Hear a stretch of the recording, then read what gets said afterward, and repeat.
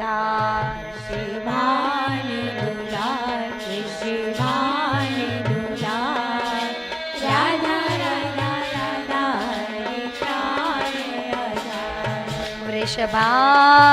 दुलार शिवान दुलार राधा राधा राधा हरे प्राण आधार वृषभान दुलार वृषभान दुलार राधा राधा राधा हरि प्राण आधार कृष्णा कृष्ण रूपिणी जय जय श्यामा श्याम रूपिणी जय जय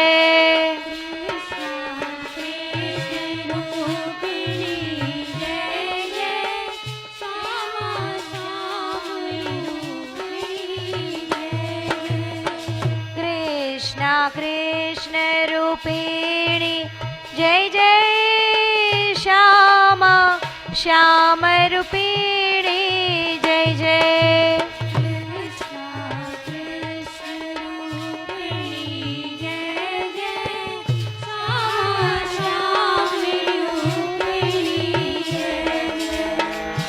कीरति सुकुमारी कीरति सुकुमार राधा राधा राधा हरि प्राण आधार कीरति सुकुमार कीरति सुकुमार राधा राधा राधा हरे प्राण आधार वृषभान दुलार वृषभान दुलार राधा राधा राधा हरि प्राण आधार शिवान दुलार शिवान दुलार राधा राधा राधा हरे प्राण आधार राधा रमण शीलनी जय जय ब्रह्मा पृष्ठभामिनी जय जय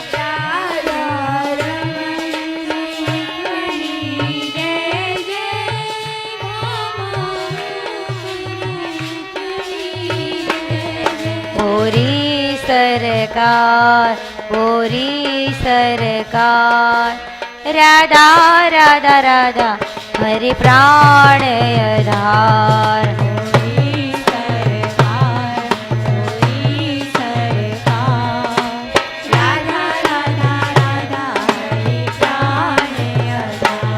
वृषभान दुलार वृषभान दुलार राधा राधा राधा हरि प्राण आधार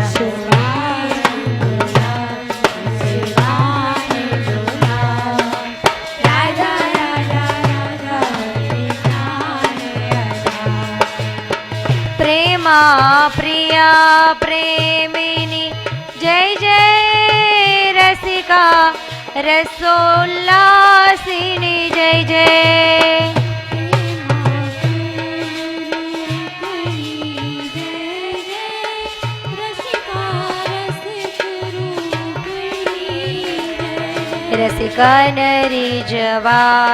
रसिका नरी जवान राधा राधा राधा हरि प्राण आधार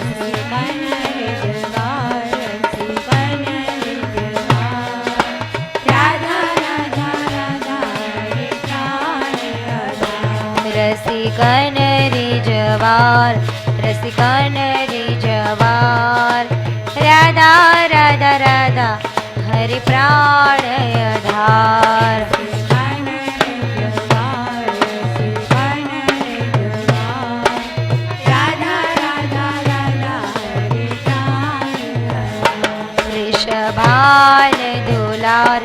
वृषभान दुलार राधा राधा राधा हरि प्राण आधार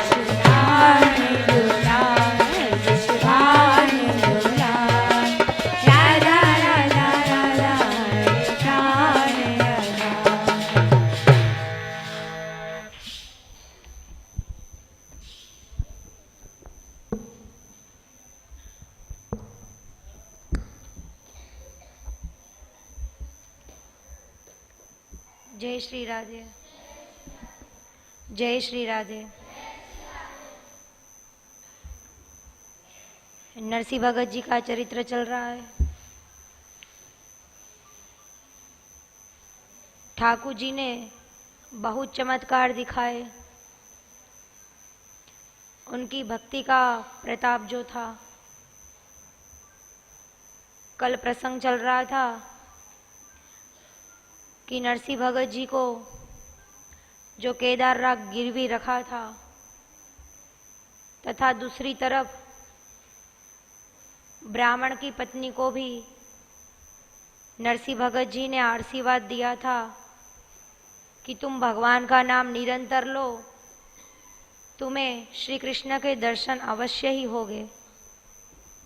और तीसरी तरफ राज्य में राजा तथा नगर वासियों की भीड़ इकट्ठा थी, क्योंकि ठाकुर जी के गले में से माला टूट के कब नरसिंह भगत जी के गले में आवे, उन समय की सब लोग प्रतीक्षा कर रहे थे। अब आगे वर्णन करते हैं कि ठाकुर जी जाते हैं, नरसिंह भगत जी प्रार्थना कर रहे कि हे प्रभु, आप तो बड़े ही दया दीनता के सागर है, आप चाहे मेरी आज रक्षा करो चाहे मत करो।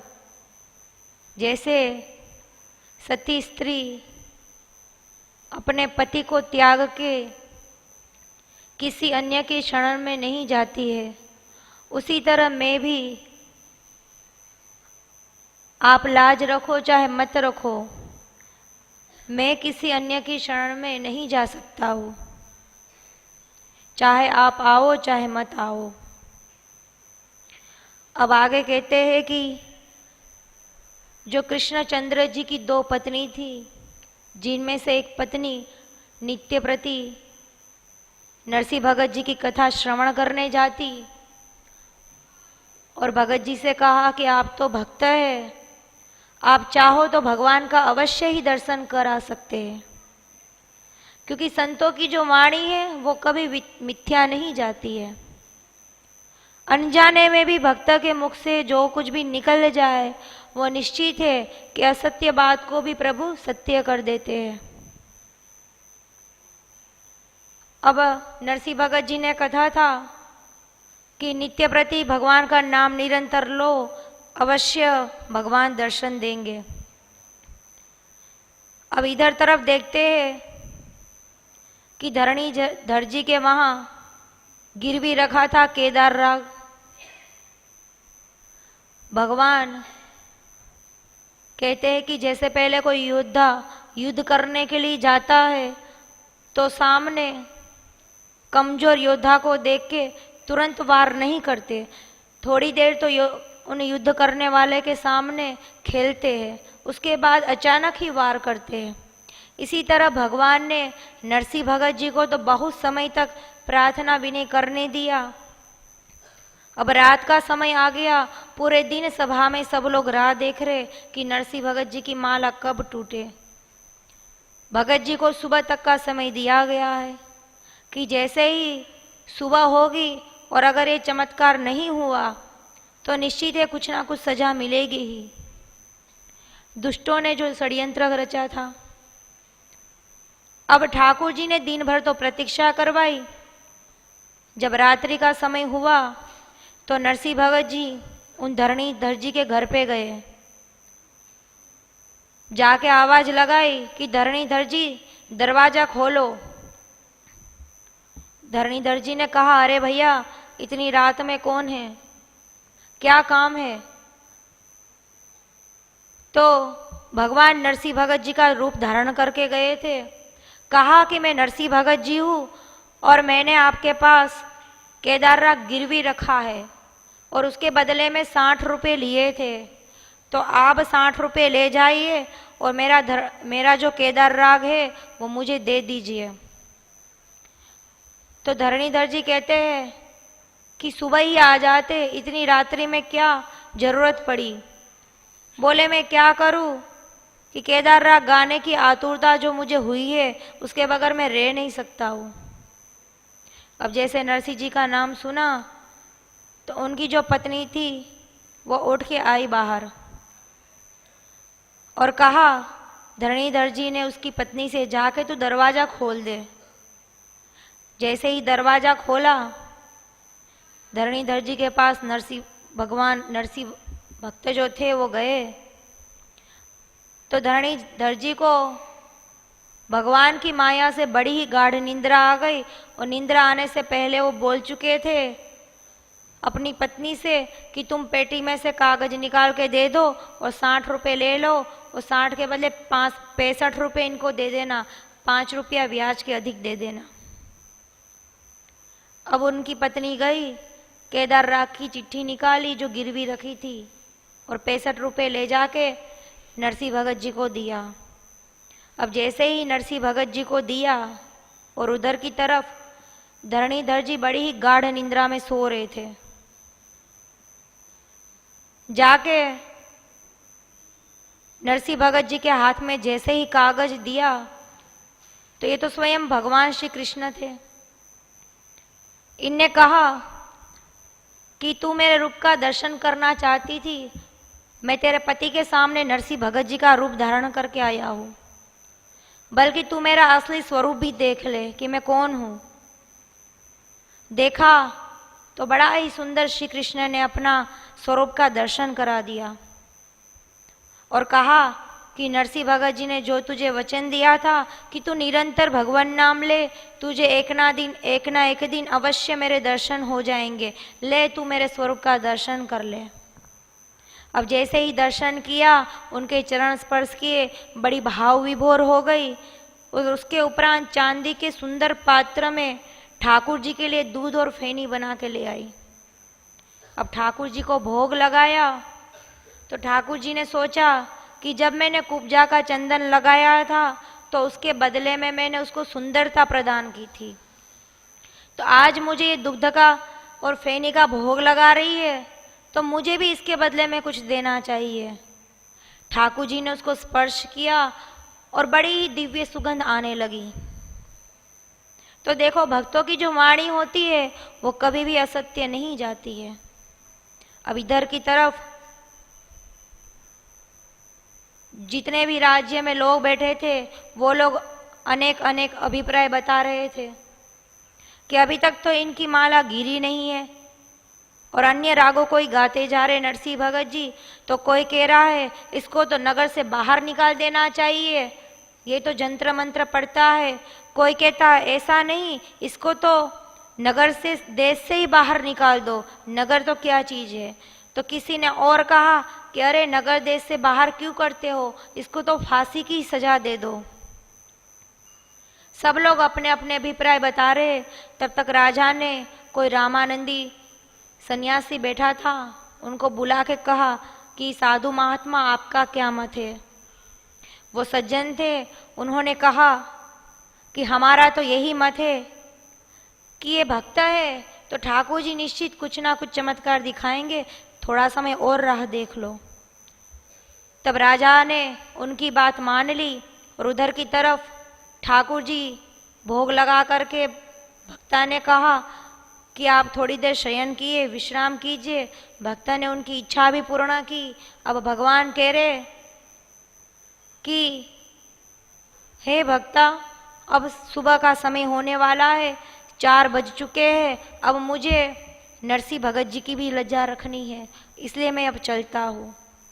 विदा लेके जैसे ही ठाकुर जी चले, आकाश मार्ग से ठाकुर जी ने केदार राग की जो चिट्ठी गिरवी रखी थी वो नरसिंह भगत जी की गोद में जाकर फेंक दी, जिन चीज की नरसिंह भगत जी बहुत समय से प्रतीक्षा कर रहे थे। अब जैसे ही केदार राग की चिट्ठी नीचे गिरी, नरसिंह भगत जी बिजली की तरह खड़े हुए और केदार राग गाने लगे, नाचने लगे, कूदने लगे।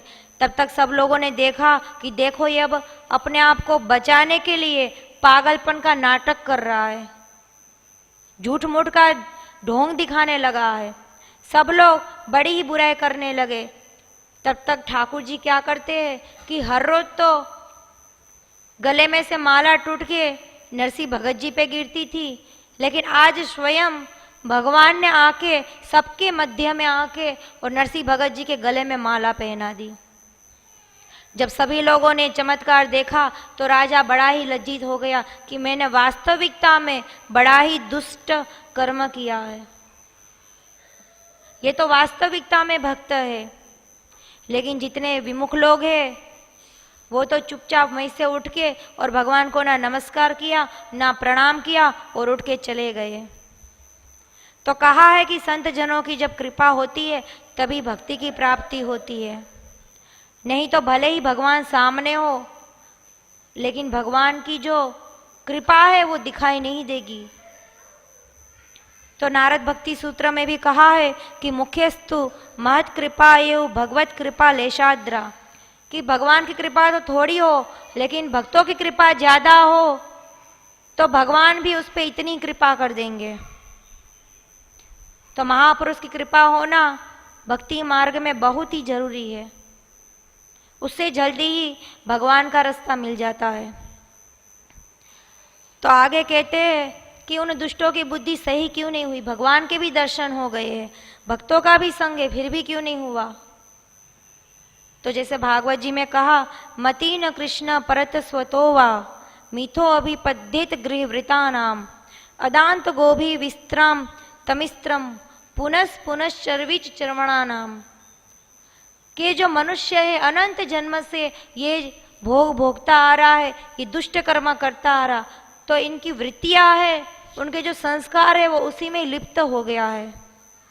और वो मनुष्य इस जन्म में भी वो थूके को थूक रहा है और उसको वापस चाट रहा है, और जितने भोग भोगे हैं उन्हीं को वापस भोग रहा है, इसलिए उनमें सद्बुद्धि नहीं होती है और भगवान के दर्शन होने पर भी उनको उनकी कृपा का अनुभव नहीं होता है। अब आगे कहते हैं कि गुजरात में बड़नगर नाम का एक शहर था, उसमें मदन राय जी मेहता प्रतिष्ठित नागर ब्राह्मण थे। उनकी जो लड़की थी सूरसेना, वो विवाह के योग्य हो गई थी, और ये जो मदन राय जी मेहता थे वो राजा के दीवान थे। और बहुत पुराने जमाने की बात है, उस समय में इनके पास 10 लाख की संपत्ति थी, मतलब करोड़ों के बराबर समझ लो आज के जमाने में। तो बड़े ही धनी व्यक्ति थे और राजा के दीवान थे। उनकी जो कन्या विवाह के योग्य हो गई तो पुरोहित जी से कहा कि इनके लिए कोई योग्य वर ढूंढो, लेकिन योग्य वर नहीं मिल रहा था। तो उनके जो पुरखे थे, वृद्ध लोग थे, उन्होंने कहा कि आप जूनागढ़ चले जाओ, वहाँ 700 नागर ब्राह्मणों के घर है और कोई ना कोई इनके लायक वर मिल ही जाएगा। और कहा कि मेरा जो सहपाठी, मतलब कि बचपन में संग में अध्ययन करते थे, वो सारंगधर जी मेरा मित्र है, उनके पास आप चले जाओ, वहीं योग्य वर ढूंढ देगा। अब सबको पता ही है कि जो सारंगधर जी थे वो तो नरसिंह भगत जी के प्रति बड़े ही द्वेष बुद्धि रखते थे। जैसे ही पुरोहित जी गए, सारंगधर जी से मिले और कहा कि मदन राय जी की जो कन्या है उनके योग्य वर ढूंढ दीजिए। तो 700 नागर ब्राह्मण के घर थे, बड़े बड़े सुंदर लड़कों को दिखाया, बड़े साज सज के श्रृंगार करके खड़े थे और बड़े ही धनी व्यक्ति भी थे, लेकिन पुरोहित जी को अच्छे नहीं लगे। तो सारंगधर जी थे, उन्होंने कहा कि आपको तो कोई योग्य वर लग ही नहीं रहा है, आपकी बुद्धि कैसी है। लेकिन वो तो भक्त थे पुरोहित जी। अब जब गुस्सा आ गया सारंगधर जी को, तो कहा कि हम आपको एक ऐसा योग्य वर दिखाते हैं कि आपको पसंद आ ही जाएगा। और कटाक्ष में कह दिया कि ऐसे सीधे रास्ते चले जाओ, वहाँ नरसिंह भगत जी का घर है, उनका जो लड़का है वो भी विवाह के योग्य ही है। जैसे ही पुरोहित जी गए, देखा कि कथा कीर्तन आदि हो रहे, जाके शांत भाव से बैठ गए। उनको बड़ी ही शांति हुई भगवान के दर्शन करके, संत लोगों के दर्शन करके, क्योंकि भक्तिमय वातावरण था। पुरोहित जी ने सोचा अच्छा हुआ सारंगधर से पीछा छुड़ा और भक्त के घर में प्रवेश हुआ मेरा। जब कथा कीर्तन समाप्त हुआ, नरसिंह भगत जी ने देखा पुरोहित जी को तो सम्मान किया, अतिथि सत्कार किया और कहा कि बताइए हम आपकी क्या सेवा कर सकते हैं। पुरोहित जी ने कहा कि हम बड़नगर से आए हैं और हम आपके पुत्र को देखना चाहते हैं। नरसिंह भगत जी ने कहा ठीक है, देख लीजिए। जैसे ही देखा उनको बड़ा ही योग्य लगा, क्योंकि तेजस्वी था। भक्त का पुत्र भी तो भक्त ही होता है। उनका मुख तेजोमय देखा और भक्ति आदि देखी, गुण देखे, उन्हें उसी समय उसको तिलक लगा दिया, अपने झोले में से कुमकुम आदि लगा दिया और श्रीफल आदि दे दिया और कहा कि हमें तो ये वर योग्य लग रहा है। नरसिंह भगत जी को कुछ कहने का अवसर ही नहीं दिया, क्योंकि कहा है भर्तृहरि जी ने कि जिसके पास धन है वही कुलीन है, वही पंडित और वही वेदविद है, और वही गुणवान और वही वक्ता और दर्शनीय है। लेकिन जो भक्त है उनके लिए इनके विपरीत बातें हैं। क्या कहते हैं? पुरोहित जी ने नरसिंह जी से कहा कि तुम समस्त प्रकार से हमारे अनुकूल हो। जिसमें सत्य है, जिसमें भक्ति है, जिसमें दैन्यता है, वही समस्त प्रकार से योग्य है। और जहाँ पर दंभ है, दिखावा है, मिथ्या अभिमान है, अहंकार है, वो चीज मुझे अयोग्य ही लग रही है। जितने भी मैंने नागर ब्राह्मणों के पुत्र देखे थे वो सब दंभी दिखावे थे, चाहे कितने भी सज के खड़े थे। लेकिन आपका जो पुत्र है तुलसी माला आदि धारण किया है और योग्य संस्कार मुझे देख रहे, इनमें दैन्यता है, भक्ति है। तो इसलिए ये हम जो वर ढूंढने के लिए आए हैं वही वर हमारी जो कन्या है उन्हीं के लायक है। ऐसा कह के वो जाने की तैयारी कर रहे, तब तक गांव के लोगों को पता पड़ गई कि ये तो बड़े घर में रिश्ता हो रहा है इनके पुत्र का। द्वेषी जनों ने उसी समय चिट्ठी लिख दी कि ये तो झंझा आदि बजाता है और भगवान का नाम लेता है, इनके घर पे तो साधु संत लोगों की भीड़ बनी रहती है। तो चिट्ठी लिख के जैसे ही पुरोहित जी पहुंचे उसके पहले ही बड़नगर में पहुंचा दी जो द्वेषी लोग थे। जैसे ही चिट्ठी पहुंची और जाके देखा, पुरोहित जी भी अब यहीं से विदा लेके बड़े ही शीघ्र वेग से जा रहे थे कि बड़ा अच्छा रिश्ता तय हुआ है, बड़ी ही जल्दी शीघ्र शादी हो जाए और भक्तपति मिल गया, भक्ति का प्रचार हो जाए। इस दृष्टि से बड़े ही वेगवान गति से जा रहे। जाके देखा और घर में प्रवेश किया तो कहते हैं उसी समय मदन राय ने कहा कि माथो फोरी कहे ताल कुटा वह। कह रहे तूने उस तालकुटा के घर में विवाह योग्य तू संपन्न वर ढूंढ के आ गया और तिलक आदि भी करके आ गए पुरोहित जी आप, हमें योग्य नहीं लग रहा है। तो इन्होंने कहा कि लक्ष्मी तो चंचल है, वो तो कभी भी आ गई और कभी भी चली गई। लक्ष्मी से आपको क्या प्रयोजन? आपको तो जो भक्त है उन्हीं के साथ योग्य वर ढूंढना चाहिए और वही मैं करके आया हूं। तो कहा मेरे प्रतिष्ठा में तो बड़ी हानि होगी, मेरी पुत्री बड़ा ही दुख पावेगी, क्योंकि तालकुटा के घर में ना तो धन है, ना संपत्ति है, ना उनको योग्य अतिथि सत्कार करना आता है। ऐसे घर में विवाह क्यों संपन्न किया? जाओ तुम वापस लेके आ जाओ जो तिलक आदि किया है, हम ये संबंध नहीं करेंगे। पुरोहित जी ने कहा कि दुर्गुणी धनवान अच्छा है अथवा सद्गुणी निर्धन अच्छा है, आप ये फैसला करके बताओ और मैं ये सगाई टूटने नहीं दूंगा, क्योंकि वो भक्त है और भक्त के साथ रिश्ता हो जाता है तो मनुष्य का जीवन पार हो जाता है। और अगर मैंने गलत किया है तो उसके दंड स्वरूप आप मेरा अंगूठा काट दीजिए। तब मदन राय जी ने कहा ठीक है, अब पुरोहित जी जब इतना ही निवेदन कर रहे तो इनकी बातों में भी कोई रहस्य अवश्य होगा। अब जैसे ही विवाह की तैयारी होने लगी है और लग्न पत्रिका आदि भेजने की तैयारी कर रहे हैं नरसिंह भगत जी के घर, तब तक दुष्टों ने क्या किया कि पंचायत लगाई।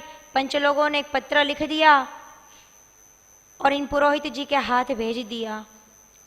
अब पुरोहित जी कुछ बोल नहीं सकते क्योंकि पंच लोग बैठे हुए हैं।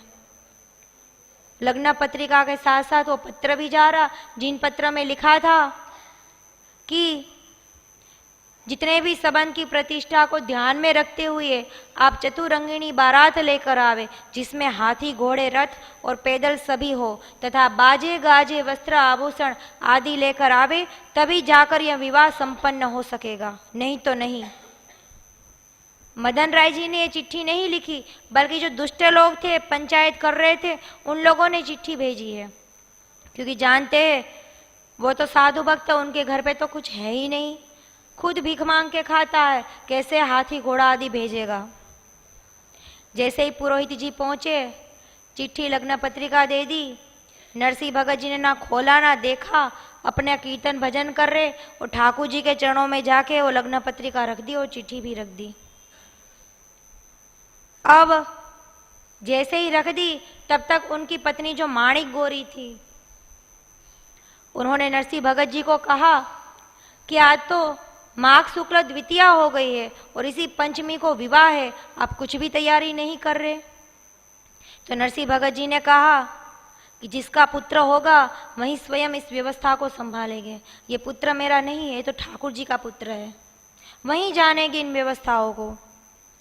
देखो, पहले शुरू में कहा गया था, गीता प्रेस के अनुसार मत है जो नरसिंह भगत जी का चरित्र में, उनमें लिखा था कि माणिक गोरी का पहले ही देहांत हो गया था, परंतु जो नाभाजीकृत भक्तमाल है उसमें कहा है कि माणिक गोरी का देहांत बाद में होता है। तो माणिक गोरी से कहा कि आपको तो कोई चिंता ही नहीं है। उसने कहा कि ठाकुर जी जाने। अब उधर द्वारकापुरी में भगवान रुक्मणी के साथ चौपड़ खेल रहे थे और एकाएक बाजी पूर्ण बिना हुए ही भगवान उठ गए। तो रुक्मणी जी बोले कि क्या हुआ प्रभु? बोले मुझे नरसिंह भगत जी का पुत्र का विवाह संपन्न करना है, मैं अभी जाता हूँ। रुक्मणी जी ने कहा मैं भी चलती हूँ। तभी तक जितने भी 16,108 रानियां थी, उन्होंने कहा कि हुंडी का जब प्रसंग था तब तो आप रुक्मणी जी को ले गए थे, हमको तो छोड़ के ही चले गए, बल्कि आज हम सब आपके साथ चलेगी। अब सबके सब साथ में चली है तो समस्त यादवों, समस्त रानियां और समस्त सेवक सब लोग जा रहे, बड़ी बारात सज रही, तो सारे देवी देवता आदि भी आ रहे और ठाकुर जी स्वयं जाके घर की शोभा बढ़ा रहे। रुक्मणी जी आदि श्रृंगार आदि घर को सजाने में लगी है, जितनी भी उनकी अन्य रानी है वो भी सहयोग कर रही है। और क्या हो रहा है नरसिंह भगत जी के घर में? तो कहते हैं कि बड़े बड़े सामानों की बोरियां लद रही है और बड़े ही बड़े दिव्य विमान आ रहे सामानों से भरे हुए, तथा घी के तो पीपे के ढेर लगी हुई है और बड़े बड़े कढ़ाई भट्टियों पर चढ़ी, बड़े ही माल पकवान सब आदि बन रहा, व्यंजन शतरंज व्यंजन बनाए हैं। अब जब ये सब चीजें देखी तो जो स्त्रियां कीर्तन करने आती थी वो भी सब नहीं आई पहले, क्योंकि देखा था कि नरसिंह भगत जी के घर में तो कुछ है नहीं, तो शादी के मंगल गीत गा के क्या करेंगे, वहां तो भजन कीर्तन होता है। तब तक ठाकुर जी ने ऐसी लीला की कि जो भक्त स्त्रियां कीर्तन कर रही थी उनको बड़ा ही धन वस्त्र आदि दिया। वो देख के अन्य स्त्रियों के मन में लालसा उत्पन्न हुई, वो भी सब कीर्तन करने के लिए आ गई कि बड़ी भेंट मिल रही है। अब लालचा में भेंट के लिए कीर्तन करने लगी वो भी आके। तब तक देवगण और द्वारका के समस्त भजनिया जो बाजे बजाने लगे, अप्सराएं नृत्य करने लगी और रुक्मणी जी ने वर के श्रीमुख को चित्रित किया और श्रृंगार किया, जो नरसिंह भगत जी का जो लड़का था। इस तरह से विवाह की सारी तैयारियां होने लगी, स्वयं भगवान आके विवाह संपन्न कर रहे हैं, क्योंकि पहले कह दिया कि जिसका पुत्र होगा वही करेगा। जब ठाकुर जी पे छोड़ गया तो ठाकुर जी को आना ही पड़ा। पार्षद गण थे वो भी मनुष्य का रूप धारण करके आए और इस तरह से अनंत असंख्या हो गए, बड़ी बड़ी पंगतें पहले से ही शुरू हो गई। ये देख के गाँववासी लोग जो द्वेषी थे कुछ, उन लोगों ने सोचा कि हम लोग चलते हैं और जितना भी व्यंजन बना चुपके से ला ला के और घर में भर देते, देखते हैं बाद में ये कैसे पंगत चलाते हैं। द्वेषी जन गए और भंडारों के घर में घुस के सारी सामग्री ले लेके और घर में ठसाने लगे। घर के घर भर दिए, लेकिन ठाकुर जी चमत्कार दिखा रहे, वहां तो उनसे भी ज्यादा अनंत व्यंजन पकवान आदि बनते जा रहे और ढेर के ढेर लगते जा रहे। अब ये बेचारे ढोते ढोते थक गए और हार गए, लेकिन इनका कुछ महत्व नहीं बना। तब तक बारात चलने का समय हो गया और ठाकुर जी ने नरसिंह भगत जी से कहा कि हे नरसिंह भगत जी, आपके पुत्र का विवाह है, बारात चलने की तैयारी है, पिता के बगैर पुत्र का जो शोभा नहीं देता विवाह, आप भी चलिए। नरसिंह भगत जी ने कहा मैं जाके क्या करूँगा, मैं अपने भजन कीर्तन में मस्त हूँ, मुझे नहीं जाना, जो करो प्रभु आप ही करो। लेकिन नरसिंह भगत जी से बड़ा ही अनुरोध किया भगवान ने, तो आखिर में नरसिंह भगत जी को जाना ही पड़ा। तो ठाकुर जी क्या कर रहे कि विमान मार्ग से नहीं जाके, आकाश मार्ग से नहीं जाके, बल्कि स्वयं सामान लेके जा रहे। जैसे बाराती लोग चल के जाते सामग्री लेके, उसी तरह जा रहे। तो साथ में बलदेव जी भी आए और 56 कोटि यदुवंशियों के साथ चतुरंगिणी बारात सजाकर सम्मिलित हो गए। अब सब लोग चल रहे और साथ में ऊंट, घोड़े, रथ और नाच गान करने वाले सब देवी देवता भी उपस्थित हो गए हैं। बड़ी लंबी चौड़ी बारात जा रहे कि जहां तक दृष्टि पड़े वहां तक सब लोग नजर आ रहे हैं। इधर मदन राय जी मेहता के मई पे चर्चा चल रही थी कि नरसिंह भगत जी तो बड़े ही गरीब है, हमारे पास 10 लाख की संपत्ति है, 1 लाख अपने कन्या को दे देंगे ताकि उनकी गरीबी भी मिट जाए और दोनों सुख शांति से रहे। परंतु अभी तक बारात नहीं आई और अपने मन से ही सोच रहे कि क्या पता 10-5 बाराती आवे या ना भी आवे, क्योंकि एक तो उनके पास बैलगाड़ी टूटी फूटी होगी और भजन कीर्तन करते साधु संत आदि रहते हैं, पता नहीं आवे कि ना आवे, कुछ पता नहीं है। तब तक किसी व्यक्ति से कहा बाहर जाके, गांव के बाहर जाके देखो तो सही कि बारात आ रही कि नहीं। जैसे ही जाके देखते हैं तो देखा कि इतनी लंबी चौड़ी बारात और इतने दिव्य सारे रथ आदि और सोने की चांदियों में थाल के थाल भरे हुए आ रहे और जहां तक दृष्टि पड़ रही वहीं तक लोगों की भीड़ लगी हुई और लगता है कि कैसे दिव्य लोग हैं, ये तो कोई सामान्य मनुष्य नहीं है। जाके पूछा भैयाओ आप तो देवताओं के समान हो, किसकी बारात लेकर आए हो?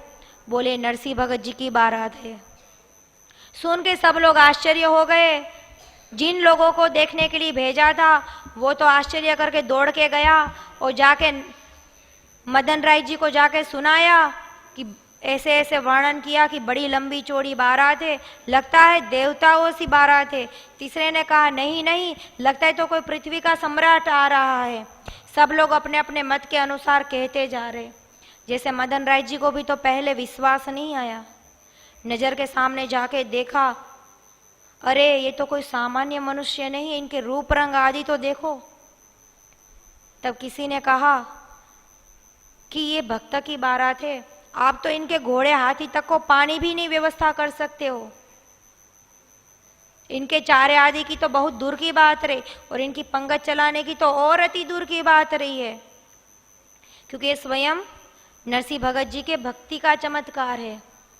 तब जाके नरसिंह भगत जी के पास जाके क्षमा मांगी, हमें माफ़ कर दो, हमने तो आपकी पुत्र के साथ विवाह करने की मना की थी पहले तो, लेकिन आज हमें सब समझ में आ गया कि आपके भक्ति का ही ये चमत्कार है। बड़ा ही दैन्य भाव से गए।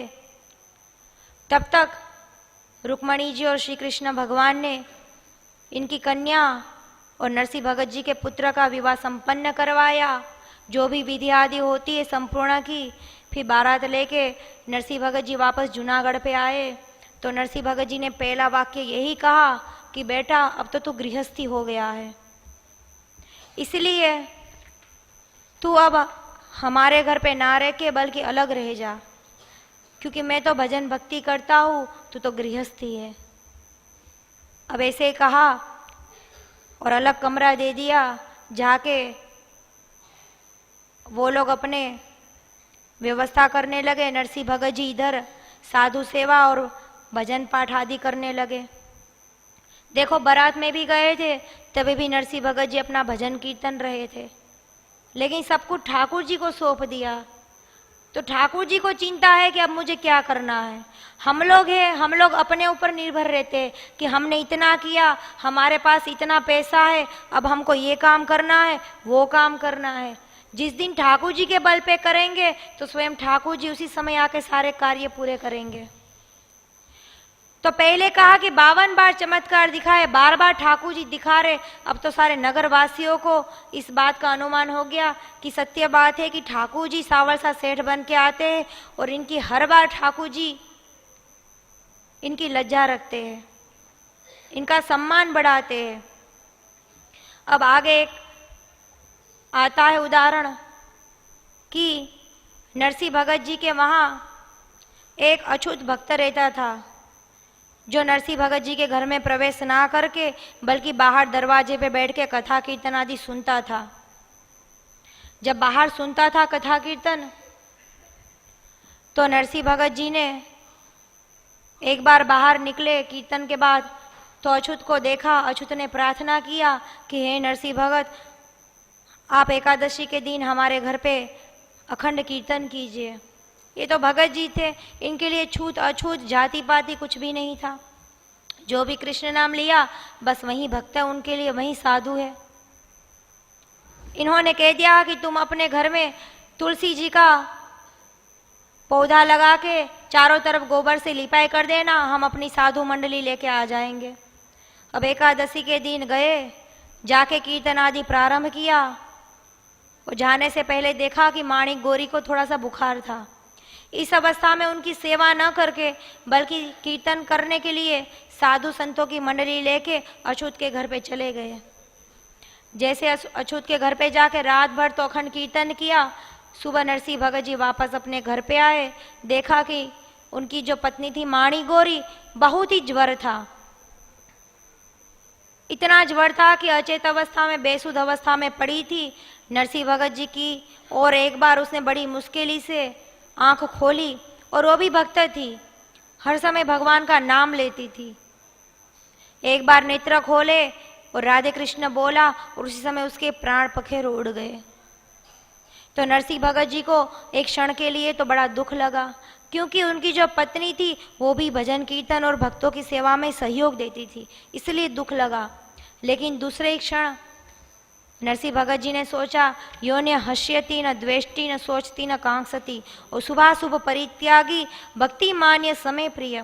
जो भक्त है उसको न रोना चाहिए दुख की अवस्था में और ना सुख की अवस्था में प्रसन्न होना चाहिए, बल्कि एक जैसा स्वभाव रखना चाहिए, चाहे दुख हो चाहे सुख हो। ये सोच के और नरसिंह भगत जी एक चित बन के कीर्तन आदि करने लगे, जो ठाकुर जी की लीला। और अंतिम संस्कार किए माणिक गौरी के। उसके पश्चात नरसिंह भगत जी जो अछूत के घर पे कीर्तन किया था, उन बात को लेके द्वेषी जनों ने हल्ला मचाया कि नरसिंह भगत जी अछूत के पास जाके कीर्तन किया है, इसको इस नगर से बाहर निकाल दो, जात से बाहर निकाल दो। और निकाल दिया जात से बाहर। उसके पश्चात वहाँ के जो कृष्णराय नागर की जो माता थी, उनका भंडारा था। तो भंडारे में सभी ब्राह्मणों को निमंत्रण दिया कि सब लोग भोजन करने के लिए आवे। अब जैसे ही सारे नागर ब्राह्मण जितने भी घर थे, सबके सब राजा के वहाँ भंडारा का भोजन करने के लिए गए। तो जैसे ही थाली लेके बैठे, वैसे ही देखते हैं एक एक व्यक्ति को दिख रहा है कि हमारी पास में भी अछूत ब्राह्मण बैठा हुआ। वो जो अछूत था वो बैठा है। अब ये सारे ब्राह्मण घबरा गए कि अछूत यहीं पे आके बैठ गया, हम लोग तो अपवित्र हो गए, और उठ गए पंगत से ऊपर। जैसे ही उठे देखा तो कोई नहीं। फिर वापस भोजन करने के लिए बैठे, और जैसे ही भोजन करने बैठे वैसे ही देख रहे कि वो अछूत हमारे पास में बैठा है। फिर अचानक खड़े हो गए सब लोग कि क्या हो रहा है। तब किसी एक ने कहा कि ये जो शुद्ध भक्त जी है नरसिंह भगत जी, उनको बहिष्कृत किया है, इसका ही दुष्परिणाम है। ठाकुर जी चमत्कार दिखा रहे कि तुम भी देखो अछूत के पास बैठे हो। कह रहे चलो चलो गंगा जी में स्नान करके पवित्र होते हैं। तो कहा कि गंगा जी में चाहे 1000 बार स्नान करो, लेकिन जो भक्तों का अपराध है वो इस तरह से क्षमा नहीं होगा। पहले जाके उनके पास माफी मांगो और उनको वापस लेके आओ, क्योंकि तुम लोगों ने जाति से बहिष्कृत किया है।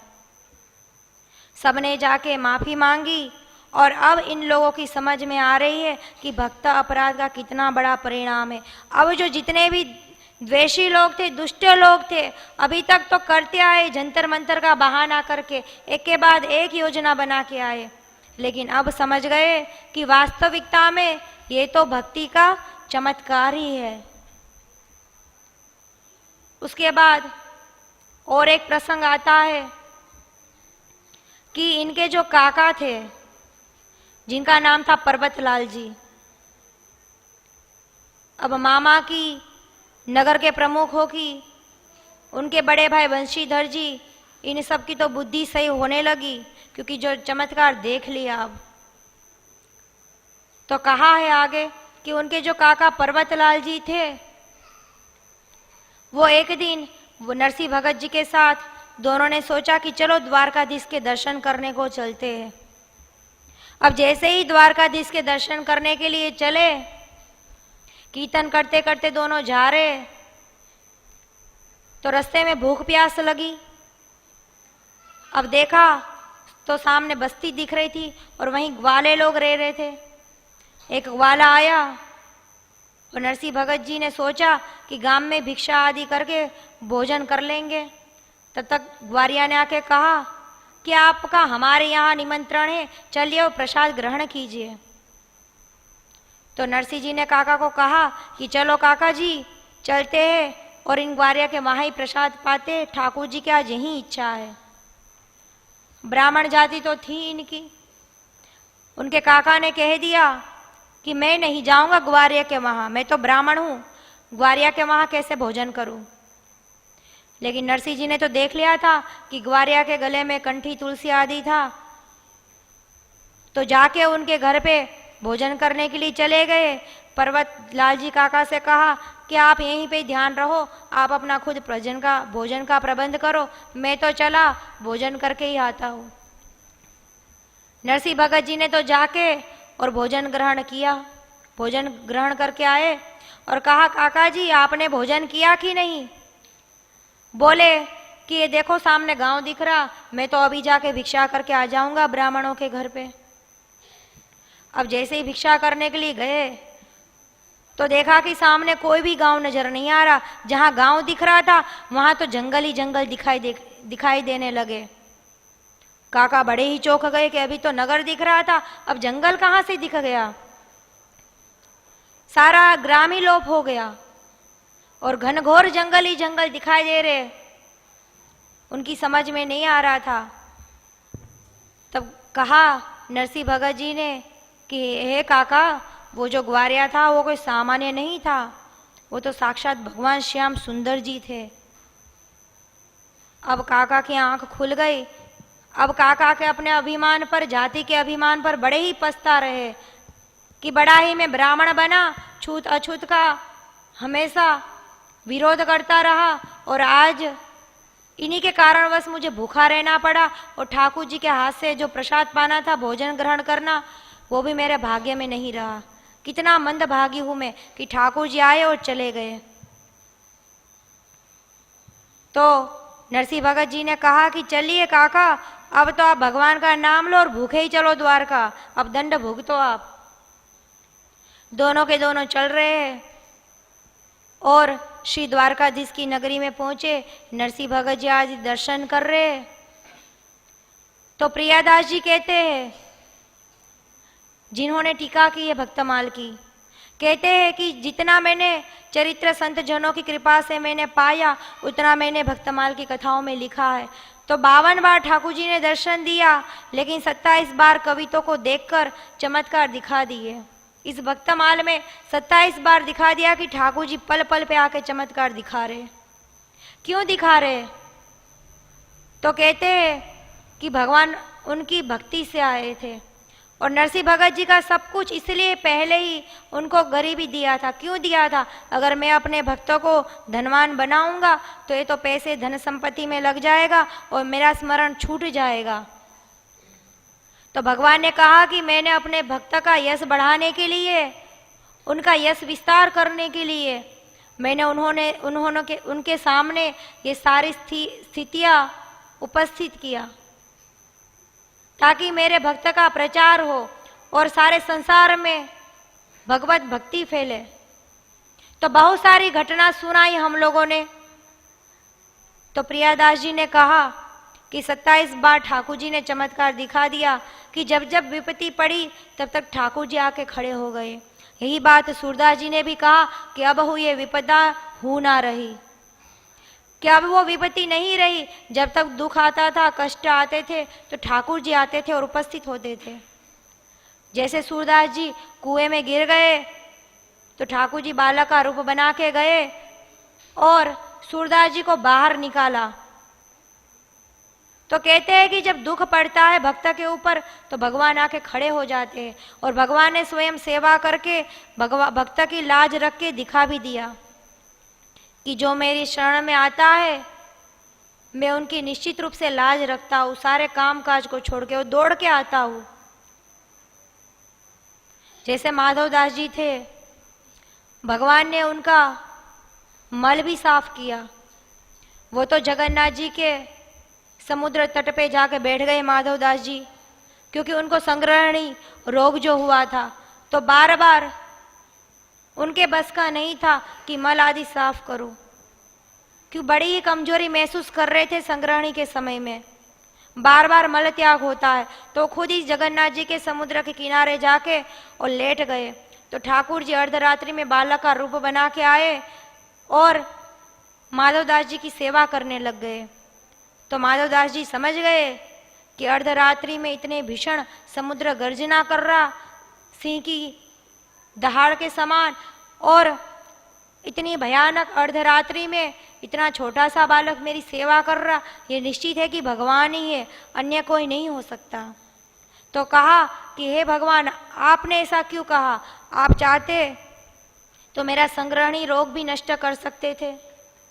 तो भगवान ने कहा कि मैं सब चीज करने में समर्थ हूँ, लेकिन मुझे जो आपके दर्शन, भक्त के स्पर्श और भक्त की सेवा करने में जो आनंद है वो मुझे अन्य कोई चीजों में आनंद नहीं है, इसलिए स्वयं में आया और आपकी सेवा कर रहा हूँ। तो भगवान भी स्वयं सेवा करते हैं। इसी तरह जगन्नाथ जी का जो मंदिर था, गुड़िचा मंदिर, जब जगन्नाथ जी की रथ यात्रा निकलने का समय था उस समय महाप्रभु जी स्वयं परीक्षा पात्र और सार्वभौम के पास गए और स्वयं ने सेवा मांगी कि आप लोग हमें सेवा बताइए कि क्या सेवा करनी है। तो परीक्षा पात्र ने कहा कि प्रभु, आप तो स्वयं भगवान हैं, लेकिन आपको कोई लीला करने की मन में सूझी है, तभी आप ये लीला कर रहे हो। परीक्षा पात्र ने कहा कि गुड़ीचा मंदिर सफाई करना है। बोले कौन कौन से चीज की आवश्यकता है? बोले झाड़ू की और घड़ों की आवश्यकता है। तो महाप्रभु जी स्वयं गए और जाके गुड़ीचा मंदिर को अपने हाथों से मार्जन करने लग गए। पहले तो ठाकुर जी का, जगन्नाथ जी का सिंहासन साफ किया, तत्पश्चात ऊंची ऊंची जो दीवारें थी वो सफाई किया, छत सारी सफाई की, जितने भी लगे थे धूल मिट्टी आदि महाप्रभु जी ने स्वयं सफाई किया अपने हाथों से। तो वो दृश्य को देख के अन्य भी जितने भक्त लोग थे वो भी स्वयं सेवा में लग गए। तो 100 तो झाड़ू और 100 घड़े मंगवाए गए थे और पूरे मंदिर में सब भक्त लोग लग गए, सेवा करने लग गए। थोड़ी देर में तो सबने कूड़ा इतना निकाला कि महाप्रभु जी ने कहा कि ढेर लगाओ, जिनकी सबसे ज़्यादा ढेर लगेगी उन्हें की सबसे ज़्यादा कूड़ा निकाला होगा, उन्होंने सबसे ज़्यादा सेवा की होगी। जब कूड़ों की ढेर लगी, जाके देखा तो महाप्रभु जी का ढेरा जो कूड़े का था वो सबसे ज़्यादा था। और हरि कीर्तन करते करते महाप्रभु जी सेवा कर रहे थे कि 100 व्यक्ति का काम अकेले कर रहे थे। उसके बाद घड़े मंगवाए और पूरे मंदिर का मार्जन किया। मंदिर का तो मार्जन किया पानी से धो के, तत्पश्चात जो बाहर की गली आदि नाले भी जाते थे वो भी महाप्रभु जी ने स्वयं सफाई किया और एक सुंदर छोटी छोटी नदी जैसे बह रहे हो ऐसा शुद्ध पानी का प्रवाह धारा किया। तो कहते हैं कि भगवान भी स्वयं सेवा करते हैं और ये दिखा दिया कि हम भी सेवा करते, तो हमारे जितने भी भक्तजन हैं तुम भी इस रास्ते पे चलो और सेवा करो, क्योंकि सेवा से ही दैन्यता आती है। और वहीं नरसिंह भगत जी करते थे, संत भक्तों की रात दिन सेवा करते थे। उनके द्वार पे कोई भूखा नहीं जा सकता था और जिनका कोई आश्रय नहीं होता था वो नरसिंह भगत जी के दरवाजे पे जाके रहने लग जाते थे। उनके लिए हमेशा आश्रय खुला रहता था। तो नरसिंह भगत जी के जीवन में 52 बार भगवान श्री कृष्ण आए अलग अलग रूप में। उनका पद भी है और लास्ट अंतिम में नरसिंह भगत जी कहते हैं कि मैं डंके की चोट पे कहता हूँ कि मेरे पास मात्र राम नाम ही धन है, और ऐसा धन है कि जिसको कोई चुरा नहीं सकता, जिनका लाखों से कम का हिसाब किताब नहीं है।